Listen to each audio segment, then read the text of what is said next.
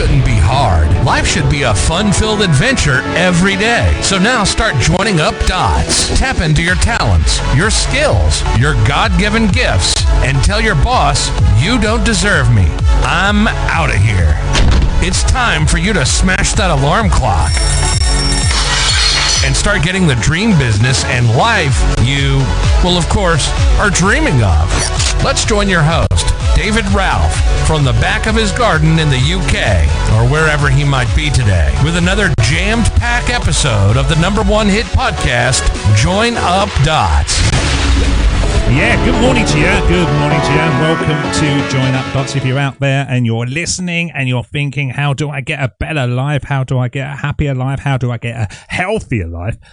Then this is the place to come to. And today we're doing one of our listener successes. Yeah, this is where we share the steps that people are taking to change their lives, because somebody out there might listen and go, oh yeah, I hadn't thought of it that way.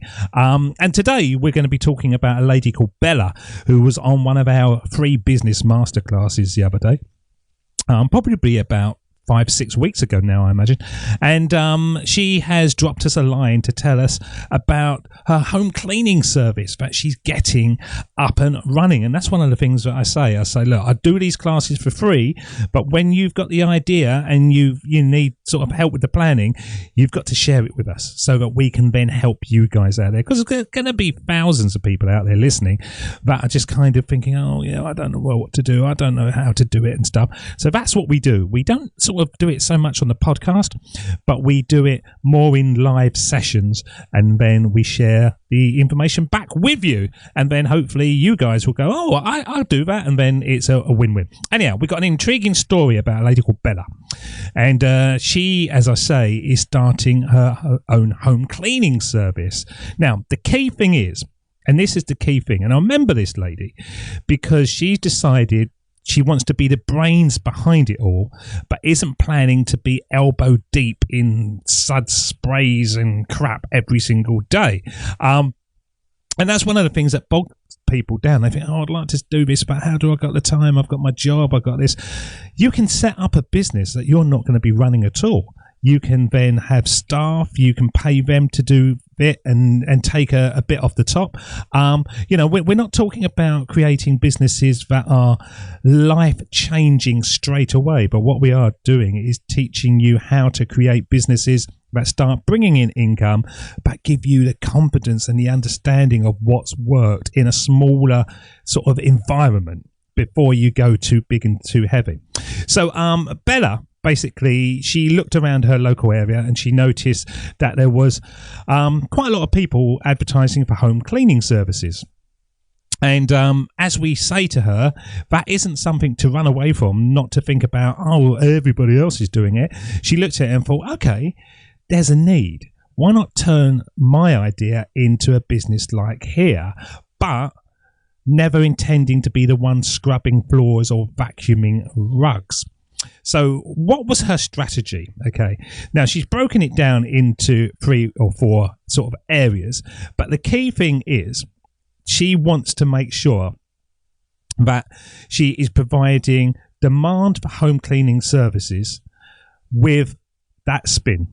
She's not going to be in it at all. Okay, so her strategy was about planning for others. So she dove into the market research and she set up her business from scratch, and she found out what her ideal customers wanted and how to make her service stand out. Okay, so she was looking at what everybody else was doing, and she's found her USP, unique selling point.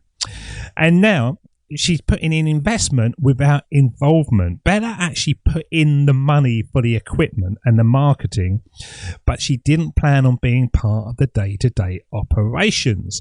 So what she did, the first thing that she wanted to do was get her money back for the investment of the equipment.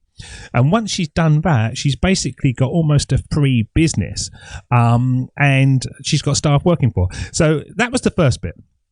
She bought the equipment that she needed, and she then hired and trained a team, and she looked at friends, and she said there was a few sort of mothers who wanted jobs while the kids were at school. So she said to them, would you be interested in doing this? It'll be between the hours of about 11 and 1, and of course that works perfectly for them. So she found the staff very, very easy, and she was going to use Facebook, she said, but she wanted to have people that she knew first of all. So she literally stood at the school gates and told people what she was doing, and a few ladies said, I'll be in on that. Yeah, tell me about it. And so she found the team very easy. Now, that is brilliant, isn't it? School gates. Now, I'm a sort of middle-aged man. I can't go hanging around at school gates, but when I was picking up my kids every day, women would stop and they would talk and they would chat, and they're all in the same place. They're all in that thing of how do I earn income while I'm looking after the kids. So if you can find a sort of convenient opportunity for them, there's your staff. They're all waiting around. They're all just standing there instantly. So she got her staff, she got her equipment, and she then focused on promoting the business through various channels, making sure her service reached those who needed it. Her goal was to expand and grow without personally doing the cleaning work. So she was doing the promotion, she was doing the Facebook, she was doing Instagram, all that kind of stuff, and word of mouth, and not being part of it. And she said she's now got 20 clients on a monthly basis. Some of them want cleaning on a weekly basis, and they're just getting it going, and they're working on the business sort of together. Now, why it works for her, and this is the key thing, it's hands-off success. Her strategy allows her to be hands-off. She can do it around her own time. She can do the social media, she can do the marketing, and she manages the business side, overseeing the operations and ensuring the quality, but without being directly involved in the cleaning tasks. She's the manager. Now, I run a few businesses and I'm barely there. I just go in and I make sure that it's making a profit. I make sure that we're being able to pay the bills. I'm making sure that we're not buying in too much stock. And literally, I do it a couple of afternoons a week if I want to, generally one afternoon a week. So it really is a hands-off business. And I just take the profits at the end of the month. I pay the staff and I take the profits. So you don't have to be frightened about starting your own business, thinking, oh my God, I'm just going to be in there all the time. You can really plan from the very starting point to be nearest the door, okay? It just needs thought. Everything about it, you think to yourself, okay, if I'm not doing it, who's doing it? Okay, staff. If the staff aren't doing it, who's doing it? Then it's me. Right, how often might this happen? And you kind of just put in the scenarios that might lead you to being sucked back into the business. You certainly don't want to be in there from the very beginning because it is quite difficult to step away then. Now, she says maximizing returns. She's going to set up systems, and by employing her capable team, she's going to not be tied down by the daily tasks. So she's not going to have to micromanage, and then she can just focus on getting more clients and then more staff. So that's all she's doing, really. She's just making sure that the quality of the business is good, and she is making sure that she's got more clients coming in to the business. And she can do that by newsletters. She can do that by emails. You can do it by cards through the door. There's a million ways of getting customers to come to you. And she says at the bottom, she says, the beauty of all this is I've now got the freedom to pursue other interests while the business grows. As you said, David, in the masterclass, it's all about setting up a successful model that runs smoothly without my constant involvement, and that just takes a little bit of planning at the beginning. So that is a big round of applause time. Absolutely. And her story, better story, is it's a reminder that entrepreneurial success can come in different forms. You can set up a thriving business and take a huge step back from the kind of nitty-gritty work, as long as you have the right systems and team in place, and you can use this on many different businesses. You can use this sort of version of Bella's strategy to create something for yourself. And that's what it's all about. So let's just go through it quickly. Okay. So through the masterclass that she attended, she gained insights into market research, business planning, and identifying a niche. And this kind of knowledge helped her lay the groundwork for her cleaning service business. So, as I always say, start locally, work outwards.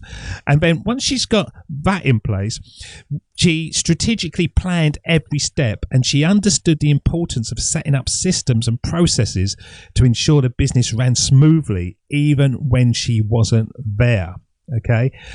Now, the key thing to all of this is she's going to grow in confidence. And as long as the business keeps on growing, she's going to learn so much about delegating and building a solid team to handle day-to-day operations. But if she wants to, she could do it in another way. She can even start being a business coach, teaching business owners who are trapped in their business how she runs multiple businesses with, no day-to-day operations at all. It really is as easy as that. Okay. So really, all you got to do is you've got to listen to Join Up Dots. You've got to look at your local environment. You've got to see what other people are doing in your local environment, and you can just copy it, really, but bring something else to it. Bring something that other people aren't doing. And very quickly, you can start getting the customers coming through to you. Better story. It really does exemplify, I think, when the penny drops, that things can move on very, very quickly. Okay. So go out. Start looking at all your local businesses, start jotting down the most frequent ones that you see, and then start analysing them and thinking, what are they doing? Why is there so many in that area? How many customers are they getting? And you can be like a spy. You can sit outside and you can look at them going in and out. And then replicate locally, and you can build success very, very quickly. So Bella, well done again for dropping us a line on that one. And for everybody else who are coming on to the business masterclasses, I'm not going to be doing any more till probably mid-January now, closing it all down for Christmas. But when we do again, hopefully we'll see a lot more of you as we go through how to get that income stream coming to you. Not a business so much, but an income stream when you can live the life you want whilst you're getting more rewards. And I think that's what it's all about. Until next time, my friends, you look after yourselves and you stay sexy. See ya. Cheers. Bye-bye. That's the end of Join Up Dots. You've heard the conversation. Now it's time for you to start taking massive action. Create your future, create your life. It's the only life you've got. We'll be back again real soon. Join Up Dots, Join Up Dots, Join Up Dots, Join Up Dots. Join up